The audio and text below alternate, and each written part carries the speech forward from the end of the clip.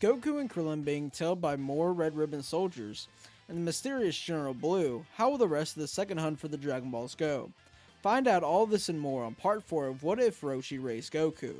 Last time we saw Goku and Krillin in the radar car, it had brought them into an underwater cave where the next Dragon Ball is located.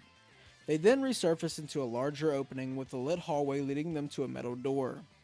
With them not having an idea where this place is, they continue to where their dragon radar is leading them. Unknowingly, they're not the only ones who have entered this cave though, with the Red Ribbon submarine holding General Blue and several Red Ribbon soldiers following them. General Blue exits the submarine and orders some of the soldiers to follow behind the kids and to alert him if they have uncovered the Dragon Ball.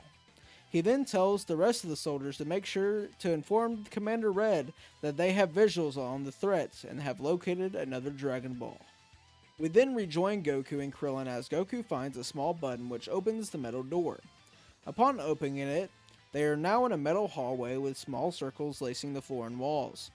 Goku is confused but continues on stepping on one of these buttons, and he is nearly shot with an arrow coming out of the wall. Krillin grabs him, pulling him back, saying that this must be booby-trapped, and that they can't cross it the normal way.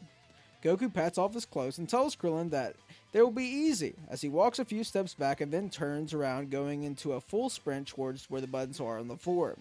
Krillin goes to tell him to stop and sees that Goku jumps completely over the long hallway with ease. Goku lands and waves to Krillin to follow him. Krillin starts to sweat as he turns around, mimicking the steps Goku took, as he takes a large leap and also clears the hallway, landing down on his knees panting. Goku helps his friend up as they continue into the next room.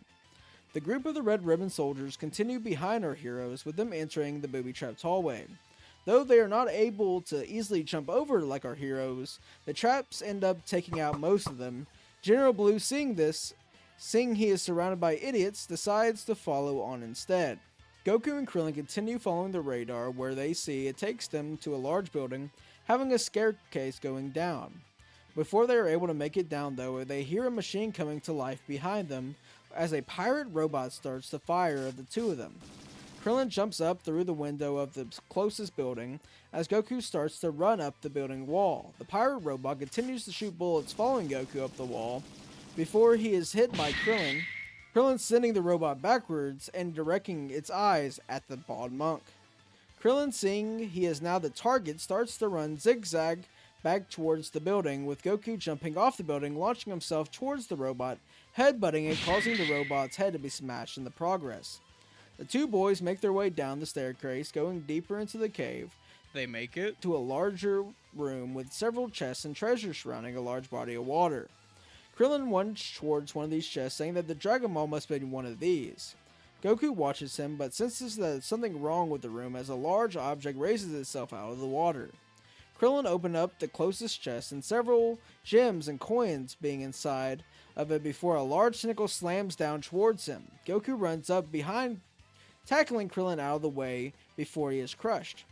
Goku and Krillin get back to their feet and they are facing a large octopus defending the chest, and one of them containing the Dragon Ball.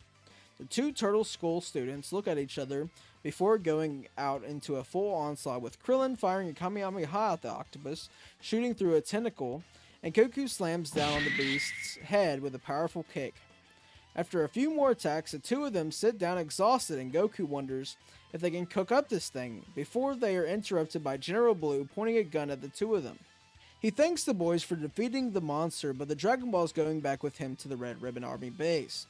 Krillin goes to stand up, but he notices that he cannot move an inch. Goku then gets up, famished from the recent fight, and throws a punch at General Blue, with him changing his attention, causing Goku to stop mid-punch.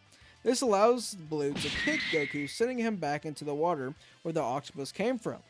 Krillin goes to kick Blue, but the general is able to stop him as well, and begins to pummel the boy into the ground. Back in the water, Goku is able to move again, getting out of the water where he sees the tentacle was cooked by Krillin's Kamehameha. He quickly goes and devours the tentacle and gets back into the fight with General Blue. While he was throwing punches at Krillin, the general was sent through the air into the oncoming wall, leaving an impact.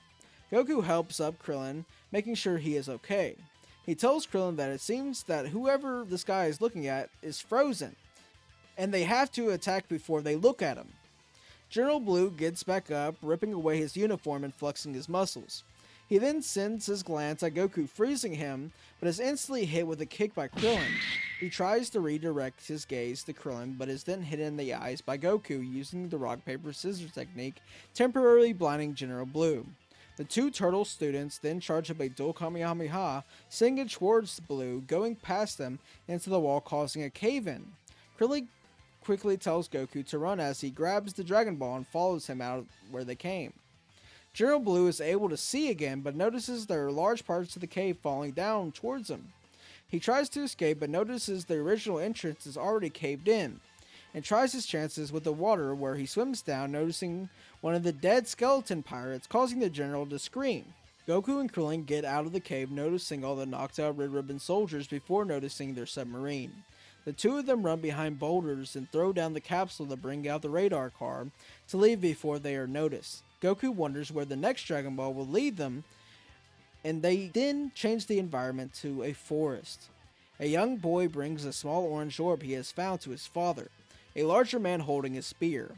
He wonders where his son found such a strange object before he is interrupted by some soldiers pointing guns at him and his son.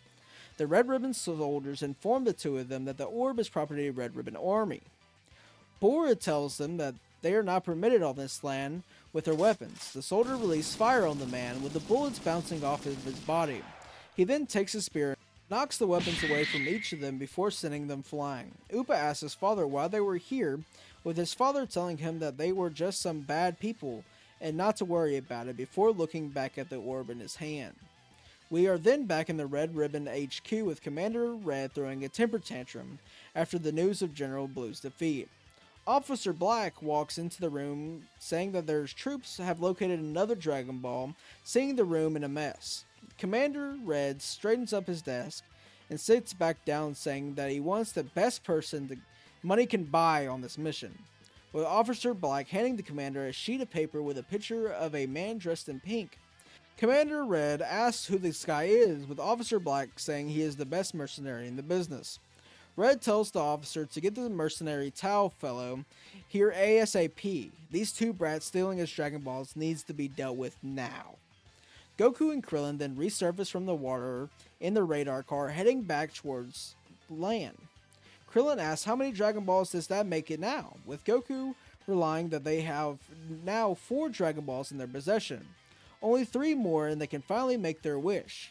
Krillin gets even more excited, wanting the flying car to go even faster towards their destination. Unknowingly, far off, a man riding what looks like a column holds a picture of the two boys with a smirk on his face, saying that this mission will be the easiest money he has made in a while. With the Red Ribbon Army sending in more advanced fighters against Goku and Krillin, how will the rest of the second hunt for the Dragon Balls go?